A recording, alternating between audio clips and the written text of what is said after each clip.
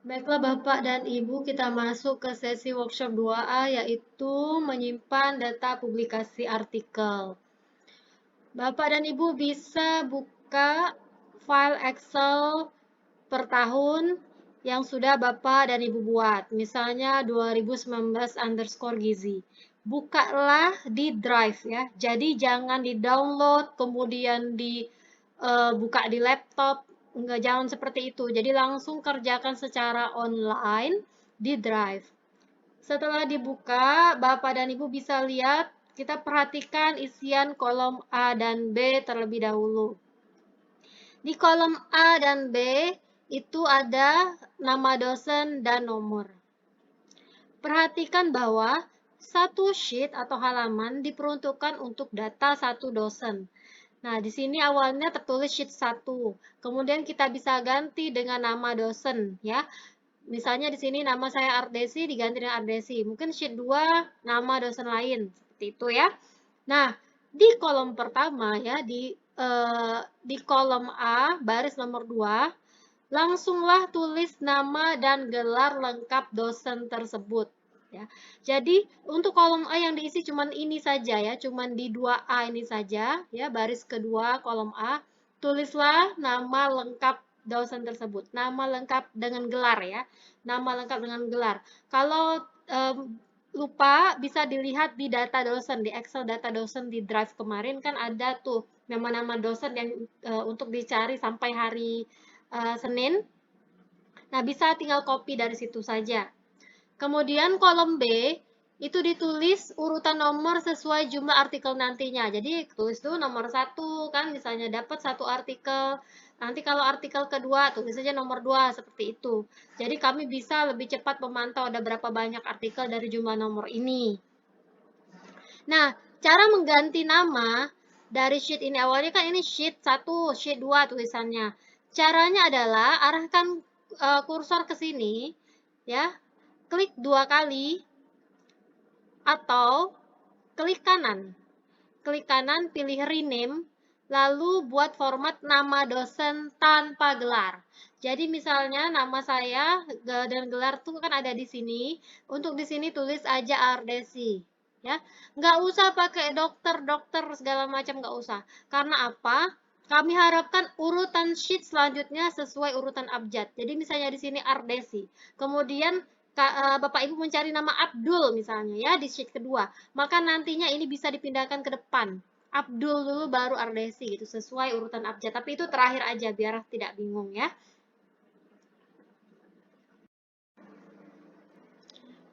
Nah, sekarang kita urutkan sesuai tahun. Jadi data yang diminta sementara ini adalah dari tahun 2019 sampai 2022 ya. Nah, untuk selanjutnya nanti bisa diteruskan ketika 2023, 2024 itu caranya sama.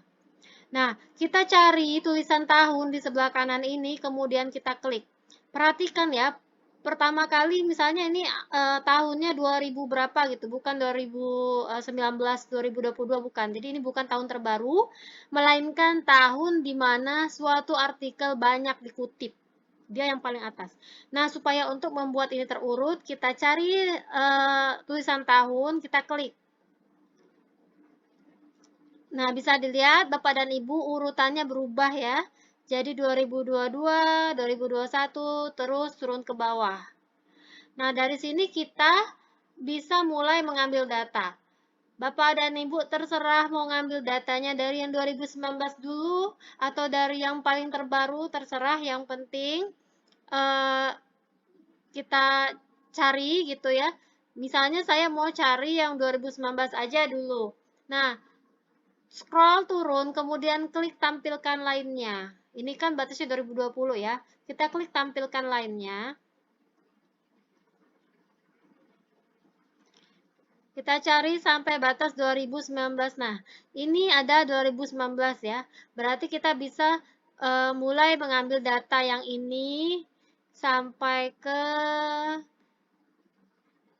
sini misalnya untuk 2019.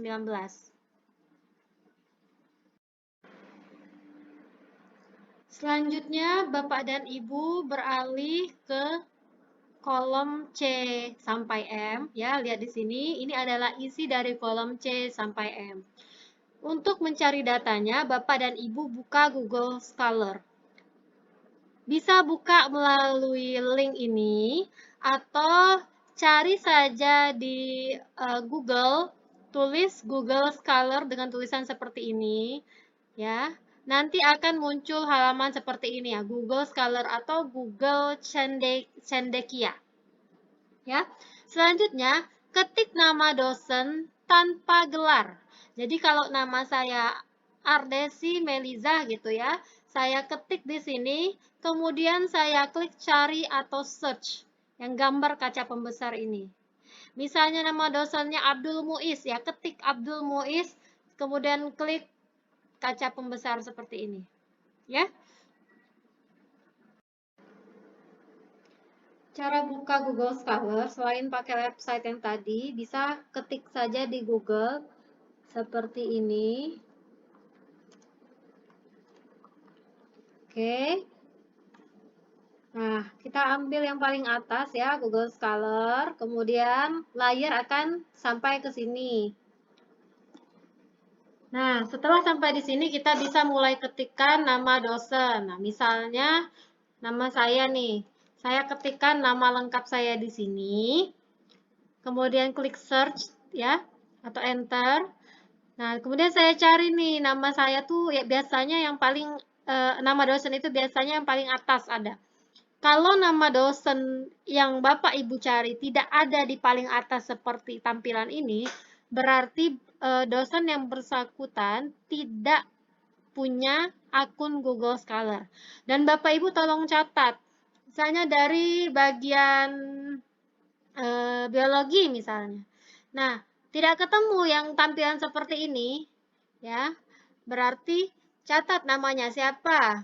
Dr. Abdul. Nah, itu tolong dicatat dan diberitahukan kepada kami supaya kami bisa bantu fasilitasi pembuatan Google Scholar-nya. Kembali lagi, pastikan jaringan Bapak dan Ibu kuat ya, supaya yang dicari itu muncul. Dan tulislah nama yang benar. Jadi beberapa yang mencari mungkin nggak ketemu karena namanya belum benar. Misalnya mestinya Y diketik I yang semacam itu ya. Kemudian diklik ya kalau sudah dapat. Pastikan bahwa benar ini berasal dari Fakultas Kedokteran Universitas Sriwijaya.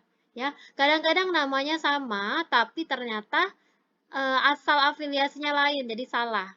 Ya, sampai di sini ini kita sudah dalam posisi ketemu dengan akun Google Scholar dosen yang bersangkutan. Baik, kita mulai ambil datanya ya. Kita misalnya pilih yang ini, kita klik sekali di judulnya, kemudian akan keluar tampilan seperti ini. Kita klik lagi di judulnya yang ini. Ya, diklik lagi maka dia akan menuju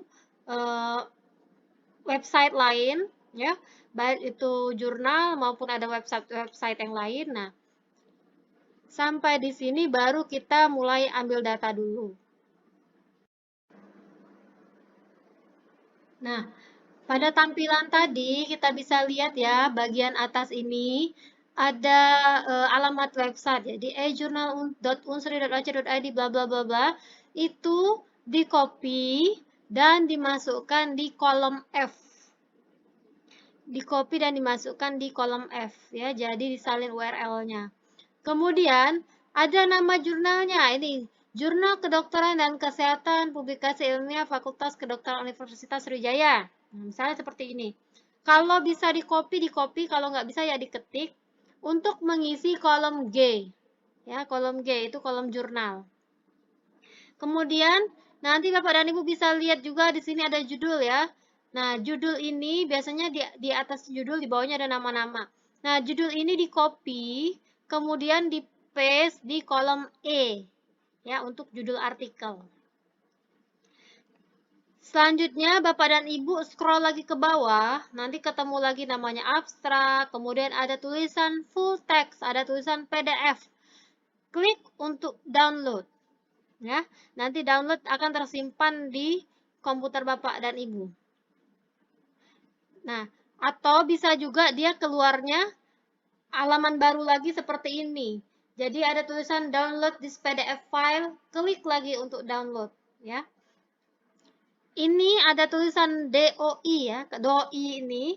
Ini untuk di copy paste dan diisi di kolom H.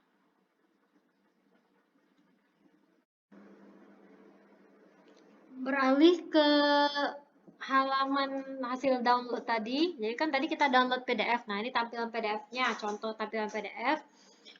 Ini kita bisa isi kolom I sampai M ya dari tampilan ini. Kita lihat di sebelah kanan sudah saya buat ya, sebelah kanan yang di kotak merah ini sudah saya tampilkan contoh pengisian di mana ada tulisan volume, itu volume 6. Nah, 6 ini dituliskan di kolom I. Nomor 3 gitu ya. Nomor ini dituliskan di kolom J. Issue itu atau edisi atau nomor. Tulis angka 3-nya. Terus ada bulan nih, Oktober, tulis di kolom K. Tahun 2019 tulis di kolom L. Ya. Kemudian halaman tulis di kolom M. Ini 90 sampai 95. Kalau misalnya tidak ada tulisan halaman ya sudah lewatkan saja. Atau misalnya bisa dilihat di halaman artikel tersebut kan biasanya ada tulisan angka halamannya di sebelah kanan atau di bawah. Nah, dilihat saja itu halaman berapa sampai halaman berapa. Jadi tulis mana yang ada ya. Lalu kita lihat ya, di sini ada judul. Judul tadi kan sudah kita bisa dapat dari tampilan sebelumnya. Atau mau copy paste dari yang ini juga boleh. Nah, di bawahnya ini ada nama. Ya. Kenapa kita nggak copy paste di nama yang sebelumnya? Kan sudah ada nama juga. Karena kita mau lihat kelengkapan korespondensi artikelnya. Nah, jadi di sini kita copy ya. Kita salin semua nama semua penulis sesuai urutan. Terus kita kopikan ke Excel tadi ya. Kemudian hilangkan angkanya. Jadi kan di sini kan ada angka 1, angka 2. Hapus aja angkanya gitu. Tanda bintangnya biarkan. Ya. Kemudian lihat di bawahnya ini ada email. Mungkin di bawah sini, mungkin di bawah sekali dari halaman pertama, ya, cari email. Nah, lihat emailnya. Email ini kita lihat apakah milik dosen yang namanya tertulis di kolom A. Di kolom A tadi kan ada nama saya nih, Dr. Adesi Bababa gitu. Sama nggak email ini dengan nama saya gitu. Ya. Nah, ini agak sulit ya karena bisa jadi emailnya tuh tulisan emailnya tuh beda dengan namanya, beda jauh. Kalau ini kan gampang nih, Ardesi sama Ardesi. Nah, bisa saja alamat emailnya tuh beda jauh gitu. Nah, untuk mengetahuinya bisa lihat nih, biasanya diberikan tanda bintang di nama. Ya. Nama siapa yang punya tanda bintang sama nggak dengan nama yang di kolom A? Kalau misalnya sama, berarti di kolom D kita ketik V besar. Tapi kalau tidak sama, kita ketik X.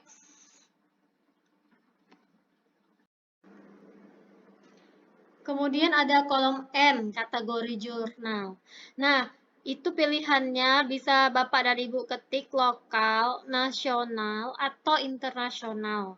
Ya, kalau misalnya di atas di repository tulis lokal, ya, atau misalnya ada hasil publikasi tapi nggak ada online-nya, jadi di sana tuh ada hasil publikasinya di Google Scholar, tapi nggak ada jurnalnya, nggak ada websitenya, cuman ada dalam bentuk buku. Nah, itu masuknya lokal saja. Selanjutnya ada nasional. Nah, kalau misalnya jurnalnya nasional ya, jurnal Indonesia, bisa jadi berbahasa Inggris juga, tapi itu jurnal nasional, tulis aja nasional.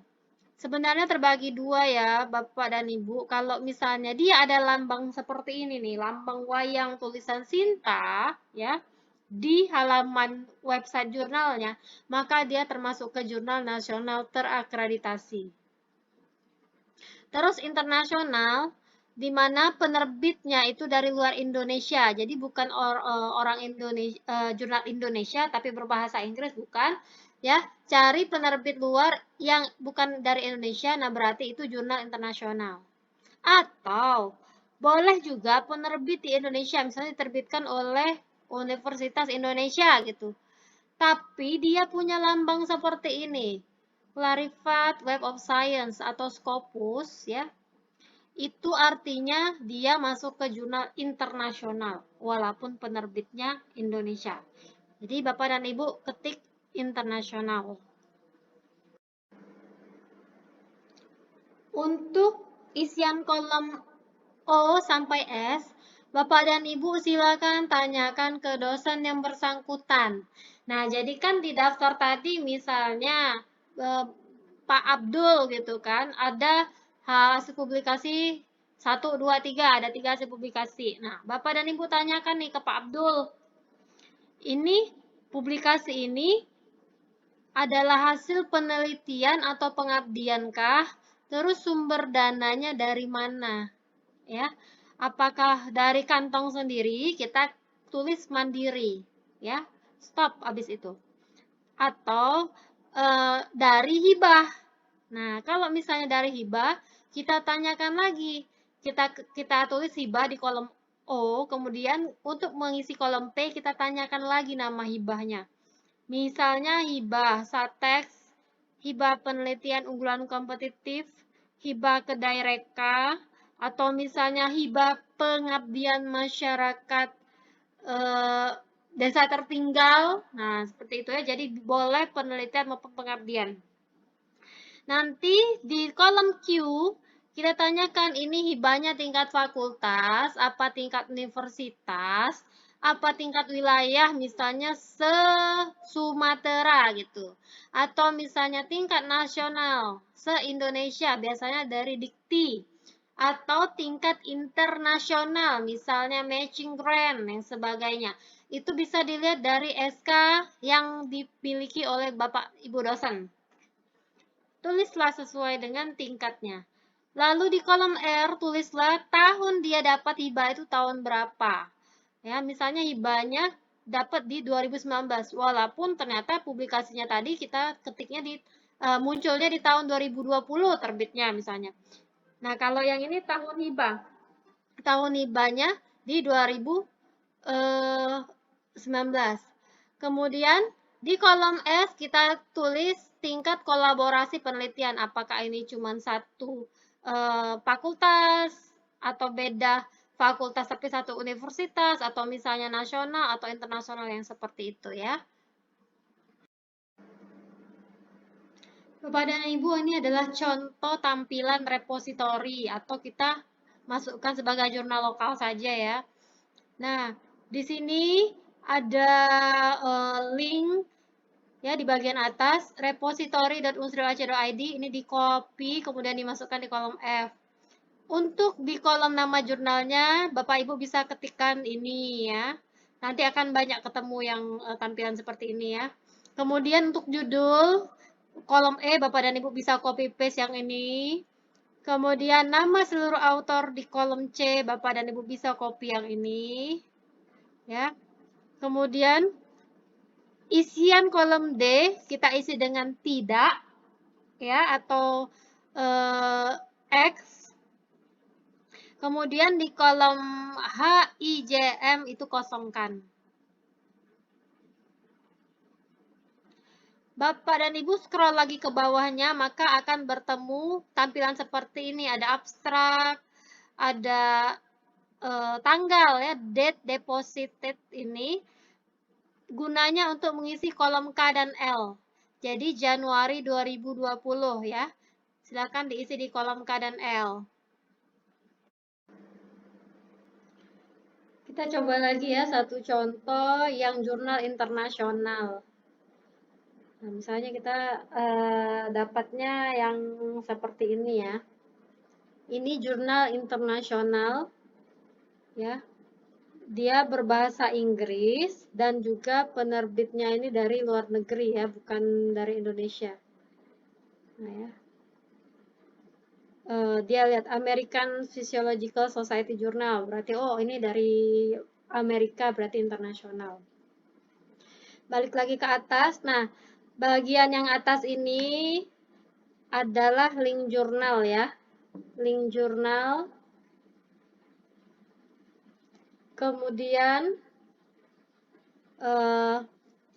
nama jurnal itu yang kolom G, itu ambil yang ini, Advance in Physiology Education misalnya ya. Kemudian DOI, lihat di sini ada tulisan DOI ORG bla ini copy paste aja langsung ke kolom DOI. Lalu kita bisa lihat judulnya di sini. Nah, ini bisa kita copy paste untuk judul ya. Nah, selanjutnya kita klik PDF. Nah, kalau dia yang model seperti ini, tampilan PDF-nya seperti ini ya, ada tulisan PDF. Jadi beda-beda jurnal, beda-beda pula tampilannya. Kemudian kita download PDF.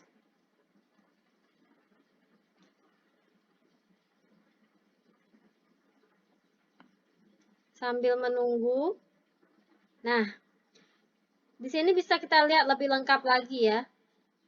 Bapak dan Ibu lihat di sini, first published June 1, 2021, berarti June itu bulan Juni, kita ketik di kolom K, bulan terbit Juni. 2021 itu tahun terbit, kita ketik di kolom L. Kemudian ada ini 563 sampai 567, berarti itu halaman, kita ketik di kolom M. Selanjutnya ada 45. Nah, 45 ini biasanya volume, kita ketik di kolom I.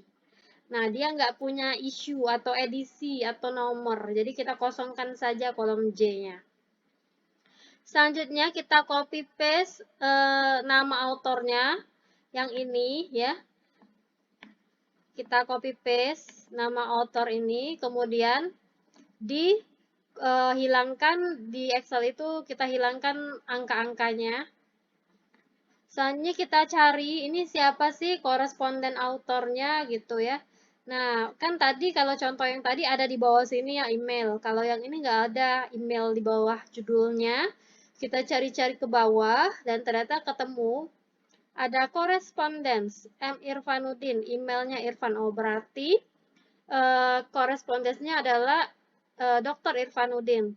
Jadi karena saya sekarang mencari yang atas nama saya, nah, dan saya bukan koresponden author di sini, makanya di kolom korespondensi itu saya ketik X atau tidak.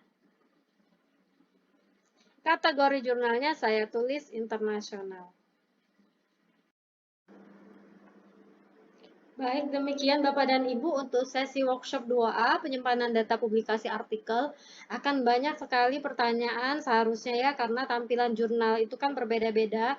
Silakan tanyakan di grup ya, kalau misalnya ada foto atau yang masih bingung di layar, silakan difoto, di screen cap, dan dikonsultasikan ke grup supaya semuanya bisa mengerti. Jadi jangan dijapri. Terima kasih.